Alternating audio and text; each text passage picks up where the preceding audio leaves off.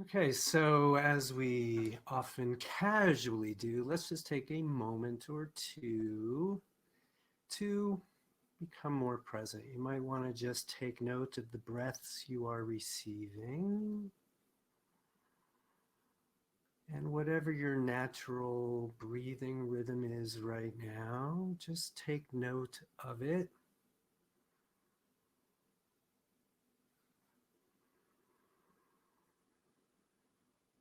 Because we're all about intentions, you might just use this as a means to become a little bit more present, an intention to be a little bit more present, getting there through focusing on the breath.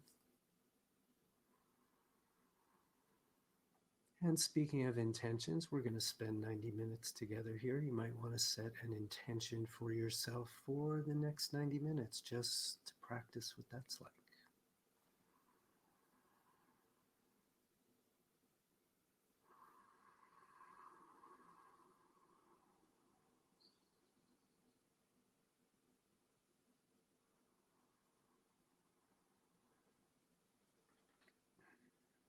All right, so welcome to tonight's spiritual workout.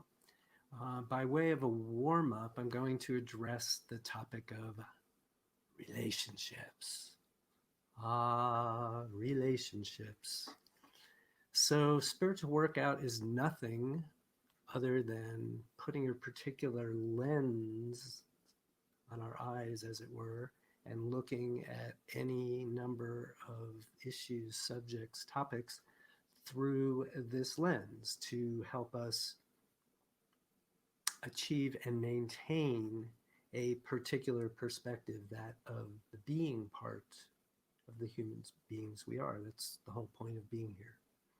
So when we look through a spiritual workout lens at the subject of relationships, I want to cover really three major things that pop up in my mind as a practitioner. And the first is part of our intention setting process, which is why. Why do we bother having relationships? And of course, we're human beings and we have all different kinds of relationships, but let's talk for now about those special relationships, the intimate, sexual, uh, sometimes marriage, sometimes not, lover type relationship, intimate. So the very first question is why? Why bother? Why do we need it? Why do we want it? Why are we always drawn to it? What is love? What, right? And so, in the most general sense, a relationship from a spiritual workout perspective is for one's own growth and development. Why am I doing this? For your growth and development on a soul level, right?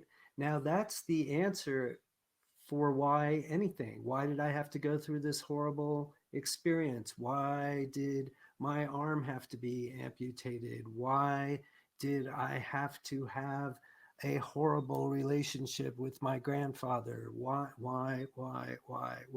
So, of course, on one level, the answer is always, well, it's for your growth and development. You're here for a reason. There are no accidents. So it's all for something. Nothing's happening to you. It's all happening for you, etc., etc., etc. And in this type of a relationship where we are a lot closer, the growth and development comes from knowing ourselves in relation to other people. And we've talked about this before, and it always comes up. It puts us in that sort of paradoxical place.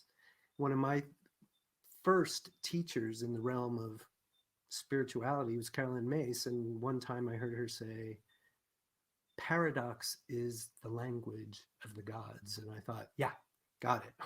I love that. So when we're in paradox, as far as I'm concerned, we're kind of in the right place, right? So what is the paradoxical nature of relationship? Well, it's that on the one hand, I'm a spiritual being having a human experience. I came in alone, I'm going to leave alone, and I don't need anybody. Kind of true, kind of not true. Did I really come in alone? Well, I came through a body. I came into a family, a community of sorts, right? Most of us did one way or another.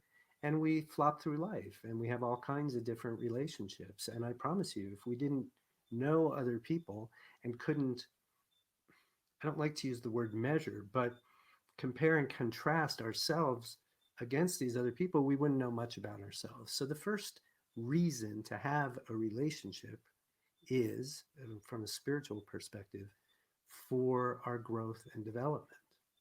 So that's number one.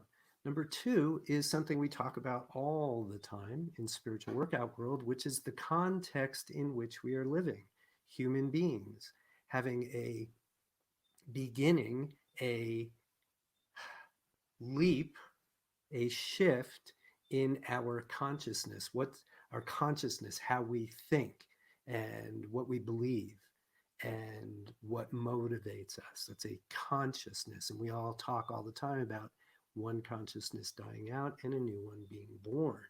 And so that context helps to inform everything. And I think it has a particular impact on the subject of relationships, because getting born into one way of viewing relationship and then living in a moment where that all seems to be topsy-turvy like everything else makes us really question, well, what's going on? How come not every single person is getting married anymore? A man to a woman, and that's the end of it. Now there are all kinds of people getting married, and all kinds of people that don't even identify with a gender, and people that are in all different kinds of relationships, and some of them having kids and some of them not having kids. And what is a family anymore, right?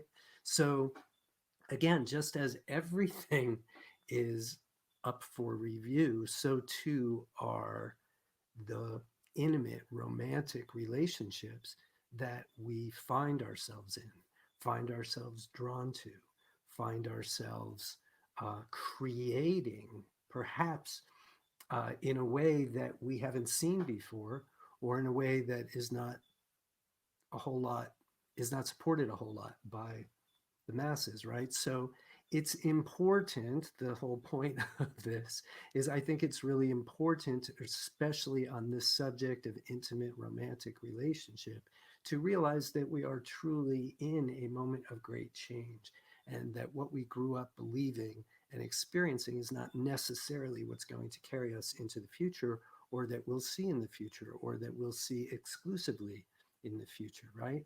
Which leads me to the third point in all of this spiritual workout wise that I think is of use and value, which is we have a choice. We have a choice when it comes to relationship. We have a choice about why we're going to be in one. We have a choice about what type of relationship we want to have and with whom we want to have them. And that element of choice, choices abound, is the concept.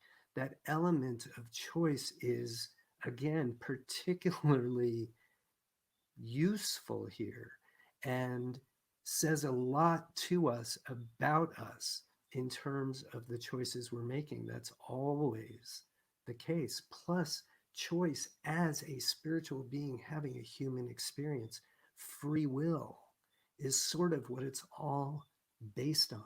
And that comes to life, if you ask me, in the context of a romantic, intimate relationship. So, those are three things to think about, consider, to be part of the lens that you wear when looking at this subject called relationships. Nice deep breath with me if you would. I think I jumped the gun on that a little bit. Hold on to the good parts, let go of any of the rest of it, and come on back, and let's now, I'll shut up and we'll talk about what you want to talk about.